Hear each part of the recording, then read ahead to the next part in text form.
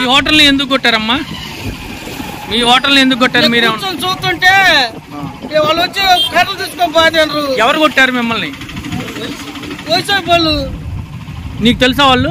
వాళ్ళు తలగుడ్డ చుట్టుకొని కొత్త వాళ్ళు అండి. వాళ్ళు కొత్త వాళ్ళు కర్రలు తీసుకొని వచ్చి బాతుంటే ఆనమయ్య కొట్టకాక అన్నా కూడా కొడుతుండ్రు.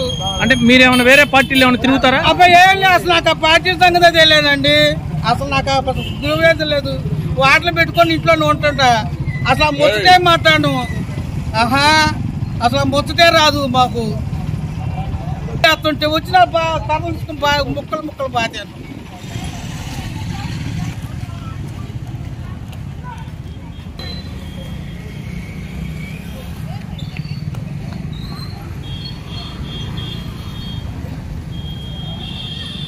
మళ్ళీ వస్తున్నట్టుంది.